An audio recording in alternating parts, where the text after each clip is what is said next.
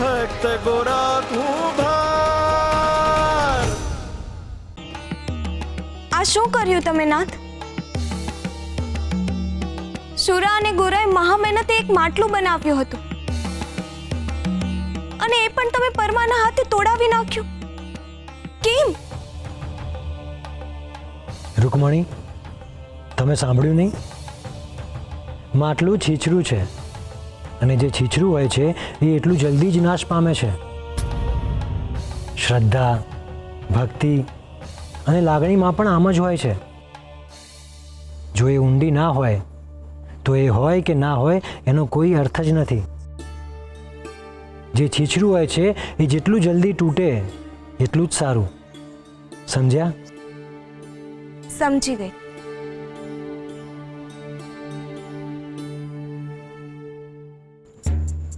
કે જેમ છીછરી લાગણીઓનું કોઈ અસ્તિત્વ નથી હોતું, એમ જ છીછરા માટલાનું કોઈ ખરીદદાર જ ના મળત.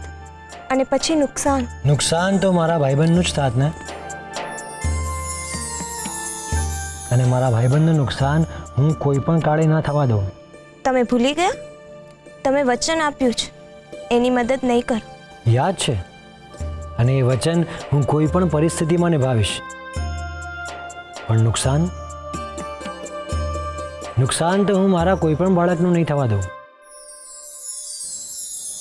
શુભ ભાવે અને કર્મે જે કાર્ય કરે, જો એનું નુકસાન હું થવા દઉં તો મારા હાથે અશુભ થાય, અને એ હું કેવી રીતે થવા દઉં? પણ નાથ, આ બધું કાલે પરમા ભગતને યાદ રહેશે? હા, કારણ કે માટીનું જે સ્તર એને ઢીલું કર્યું છે એનાથી એના શોકનું સ્તર પણ ઢીલું થશે. જેમ ચાકડામાંથી માટી નીકળતા એ પહેલાંની જેમ ફરીથી ગતિ કરવા લાગ્યો છે, એ જ રીતે પરમાના મનમાંથી શોક નીકળતાની સાથે જ એ પણ પહેલાંની જેમ જીવનની ગતિમાં ઢળવા લાગશે. અને રૂકમણી, આ જ છે 13માના રિવાજનો સાચો અર્થ. હા રૂકમણી, મૃત્યુ પછી મૃત્યુ પામનાર મનુષ્યની છબી એના સ્નેહીજનોના હૃદયમાં એ રીતે ગોઠવાયેલી રહે છે કે એ એમને દુઃખ આપે છે, તકલીફ આપે છે અને વેદનાના વમળમાં ફેરવે રાખે છે. મૃત્યુ તો નિશ્ચિત છે રૂકમણી, અને જે નિશ્ચિત હોય એનો ના ડર હોય ના શોક. જે થવાનું છે એનું દુઃખ હૃદયમાં રાખવું એ જ્ઞાન ઉપર પ્રશ્ન ઊભો કરે છે. પરંતુ નાથ, જે વ્યક્તિ સાથે આખું જીવન વ્યતીત કર્યું હોય એ વ્યક્તિને આટલા ઓછા સમયમાં ભૂલવું અઘરું છે. અશક્ય છે. પ્રેમ જેટલો વધારે, યાદો એટલી જ ઊંડી. પણ હું ક્યાં કહું છું કે ભૂલવું જોઈએ? શું હું ગોકુળને ભૂલ્યો છું? શું હું કદંબ કે યમુનાના તટને ભૂલ્યો છું? શું હું યશોદા મૈયા કે વૃંદાવનને ભૂલ્યો છું? ના, એ શક્ય જ નથી. પરંતુ ગોકુળ, વૃંદાવન, યશોદામાં અને યમુનાનો એ તટ, આ બધું મને જ્યારે યાદ આવે છે ને ત્યારે મારા મનને એ શાંતિ અર્પે છે. જે વીતી ગયું છે એ જે આવનારું છે એમાં અવરોધ નથી બનતું, પરંતુ એ મારી એકાંતની પળોને વધુ સમૃદ્ધ બનાવે છે. મારા આત્માને ભૂતકાળની ભવ્યતાનું ગૌરવ અપાવે છે. રૂકમણી, જે ક્ષણ હાથમાંથી વીતી ગઈ છે, જો એનો વિરહ કરશો તો આવનારી ક્ષણ માટે હાથ ક્યારેય તૈયાર જ નહીં થાય. અને એટલે જ ભૂતકાળની યાદોનું સ્મરણ કરીને આંખમાં આંસુ નહીં, હોઠ ઉપર સ્મિત રેલાવવું જોઈએ.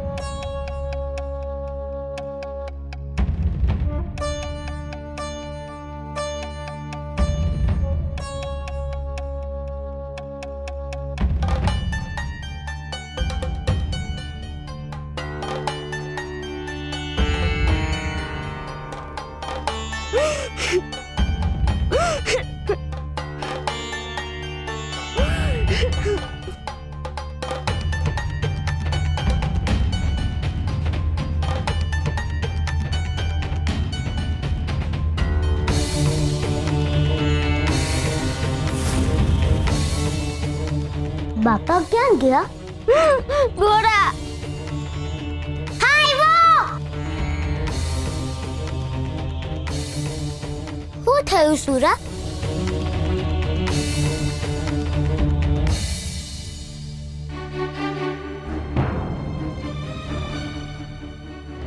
તું કેમ રડે છે? ને તે આ માટલું હું કેમ તોડી નાખ્યું? મહેનત તોડ્યું.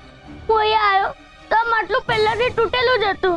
તો પછી આ માટલું કોને તોડ્યું હશે? મને શું ખબર. હવે શું કરીશું? મેં તો કેટલી મહેનતથી બનાવ્યું હતું ને કોઈ આ તોડી નાખ્યું. કઈ વાંધો નહીં ભાઈ, તું રડમાં. ભૂલમાં કોઈ નથી રાત્રે માટલું ફૂટી ગયું હશે. આપણે બીજું માટલું બનાવી દઈશું ને. અરે ફરીથી કેમનું બનાવીશું? આ ચાકડો તો કેટલો કડક છે અને મારા હાથે બહુ દુખે છે. પણ હવે તારે ચાકડો ન હલાવવાનો, એ તો હું હલાવી લઈશ. તારે છે ને ખાલી માટલું બનાવવાનું છે.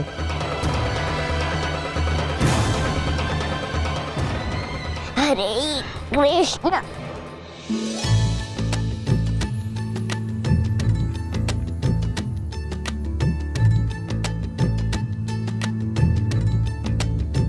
સુરા જો આ ચાકડો કેવો ફરે છે. પણ કાલે તો ચાકડો બહુ કડક હતો, તો આજે કેમ ફટાફટ ચાલે છે? મને ખબર છે ભાઈબંધ, તમે જ કંઈક કર્યું છે. હરે કૃષ્ણ.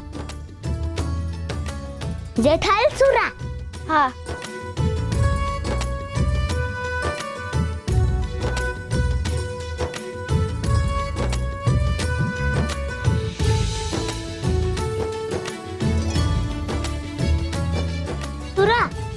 તને ખબર છે કે બાપા ક્યાં છે?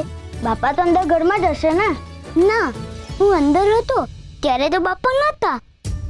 તો બાપા ક્યાં ગયા હશે? એ તો હું તને પૂછું છું. મને નથી ખબર. હરે કૃષ્ણ હરે કૃષ્ણ.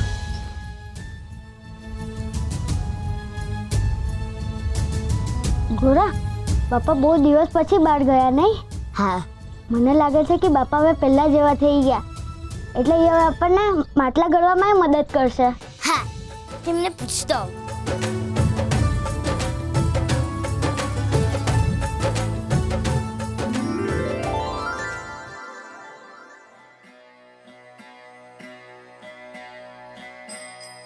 હરે કૃષ્ણ. કોઈ મરી જાય ને તો એમની આત્મા 13 દી સુધી આપણી આસપાસ જ રહે, આપણા જ ઘરમાં. જો એમની આત્માને શાંતિથી વિદાય આપવી હોય ને તો 13 દી સુધી આવું ન કરાય.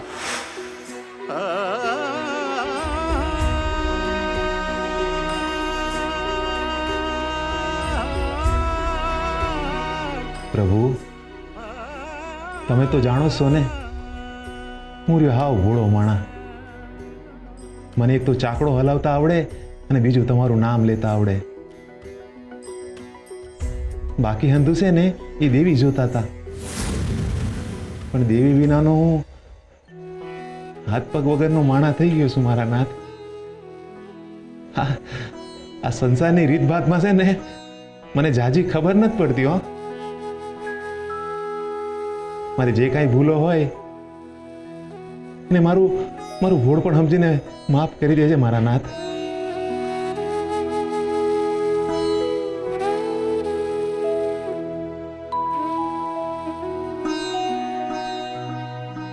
હરે કૃષ્ણ. બાપા, તમે અમને માટલા બનાવવામાં મદદ કરશો? મદદ તો મારો હરી કરે મારા બેટા. અરે ઉપર દરિયો છે અને તું ખાબોચિયા પાસે પાણી માંગસ?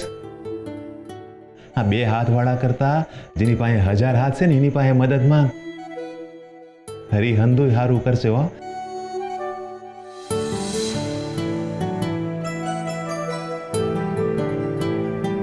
હરે કૃષ્ણ હરે કૃષ્ણ. બાપા તો હજુ એવો ને એવો જ છે.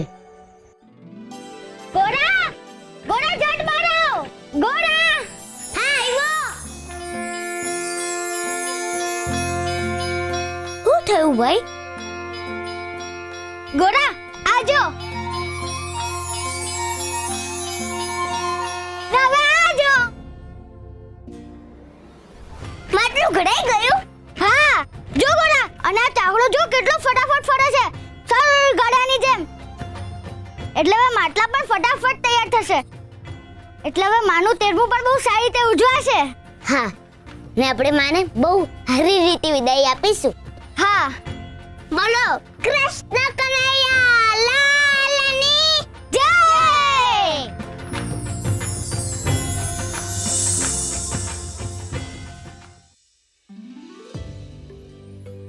માટલા લઈ લો, માટલા લઈ લો, ઠંડુ પાણી રહેવા માટલા લઈ લો. ભગવાન અમે દીવો કરવા તું કોડિયા લઈ લો. એ માટલા લઈ લો, માટલા કોડિયા લઈ લો. ઠંડુ પાણી રહેવા માટલા લઈ લો. ભીખુબા, આજે આ ભગતના બદલે શુરા માટલા વેચવા બેઠો છે? ભગવાન અમે દીવા કરવા તું કોડિયા લઈ લો. ભાઈ, ભગતને હજુ ક્યાં કળ વળી છે? એ તો બસ હરિનું નામ જ જપે જાય છે. બચારા વૈરાગી જેવા થઈ ગયા છે. સાચી વાત છે. કદાચ એટલે જ આ શુરાએ માટલા વેચવા આવવું પડ્યું હશે. કાકા માટલું લઈ લો ને. ભીખુબા, હાલો તો. હા, હાલો.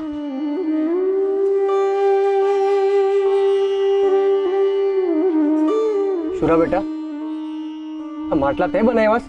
હા કાકા, જો કેવા સરસ મજાના માટલા છે. બોલો કાકા, કેટલા માટલા આપું? પણ બેટા, દેવીને હજુ 13મું નથી થયું અને તું માટલા વેચવા નીકળી આવ્યો. હું કરું કાકા, મારા 13મા હાટું તો માટલા વેચું છું. આ માટલા વેચીને જે કાવડી આવશે ને, એનાથી જ માનું 13મું થશે. કાકા, તમે બે જણ એક એક માટલું લઈ લો ને. કાકા જો કેવા સરસ મજાના માટલા છે. કાકા આ માટલા જુઓ ને, આ માટલામાં પાણી એકદમ ઠંડુ રહેશે અને ફૂટશે તો કોઈ દી નહીં. કાકા આ બધા માટલા ફરાથી ચકાસેલા માટલા છે. હા, સાચી વાત છે બેટા. ભગતની માટીના માટલાનું તો કેવું જ ન પડે. પણ બેટા, મેં 3 દી પહેલા જ માટલા લઈ લીધા. મારે ન જ જોઈતા. બોગળ કાકા, તમે તો માટલું લઈ લ્યો. શુરા બેટા, મારે માટલાની જરૂર નથી. હારું કાકા.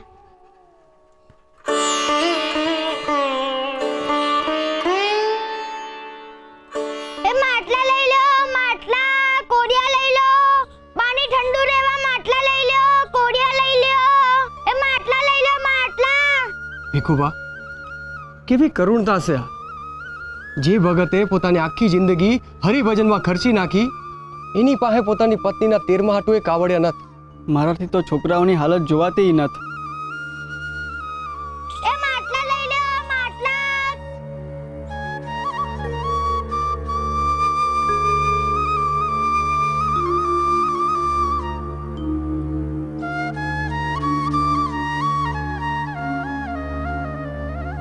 શુરા બેટા, લે આ કાવડિયા.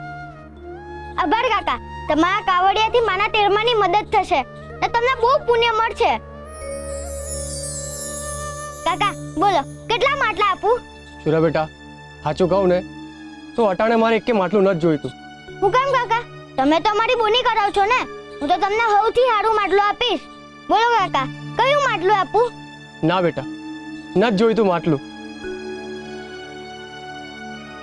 લે આ કાવડિયા રાખ.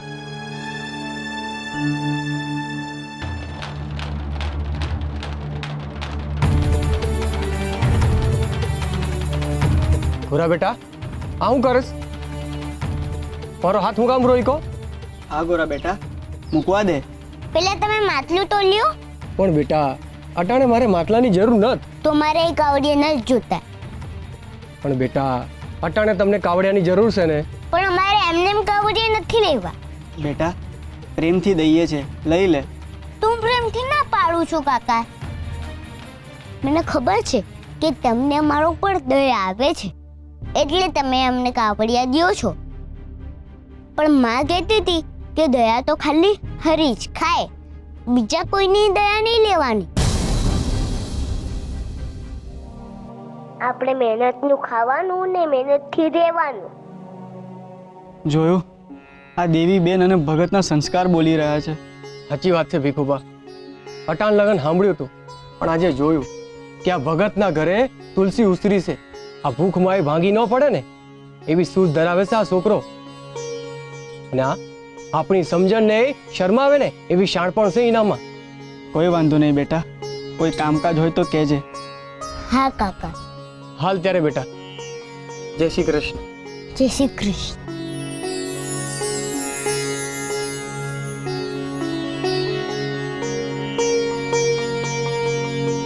શું થયું સુરત? માટલું ન વેચાણું એટલે તો ઉદાસ છે. બોલ ને સુરત, તું બોલતો હું કામ નથી? હું શું બોલું? તે કાવડિયા હું કામ ન લીધા? દીકા, ઈ આપણા ઉપર દયા ખાતા હતા. તો ગોરા, આપણને માના તેરમાં હાટું કાવડિયા તો જોઈએ જ છે ને. તો આપણે માટલા વેચીને કાવડિયા લઈશું. આ મને દયાના કાવડિયાથી થોડી બધાઈ કરાય. અને માટલા નહીં વેચાય તો વેચાશે. હું કામ નહીં વેચાય? હરીની ઈચ્છા હશે ને તો હંધુ એ વેચાશે ને કાવડિયા આવશે. હરે કૃષ્ણ બોલો. હરે કૃષ્ણ હરે કૃષ્ણ. શું થયું સુરા? એ છોકરા, આ માટલા કેમ દીધા? તમારે કેટલા માટલા જોઈએ છે? એક માટલું. ભાઈ, એક માટલાના કેટલા કાવડિયા હોય એ મને નથી ખબર. એ તો બાપાને ખબર. તો હવે શું કરશું? એ શું થયું? ના થઈ જાઓ માટલા? ના ના, વેચવા છે. તમે જવાબ કેમ નથી દેતા? હું એમ પૂછું છું, એક માટલાના કેટલા કાવડિયા થશે? તમારે છે ને જેટલા કાવડિયા દેવા હોય ને એટલા દઈ દો. અલિયા, તમારા મા બાપ નથી? બાપા છે પણ એ ઘરે છે. ત્યાં આવડા નાના છોકરાને ધંધે મૂકી બાપા ઘરે શું કરે છે? હરિનું નામ લે છે. તમે તમારા કાવડિયા દઈને માટલા લઈ લ્યો ને. સારું સારું, હાલો એક કાવડિયું અને એક માટલું લઉં છું. જય શ્રી કૃષ્ણ. જય શ્રી કૃષ્ણ. જોયું ને સુરા, મેં હરિનું નામ લીધું એટલે માટલું વેચાઈ ગયું ને. હા, સાચી વાત છે. હરે કૃષ્ણ હરે કૃષ્ણ. ભાઈબંધ, એક માટલું વેચાયું. એ હતું.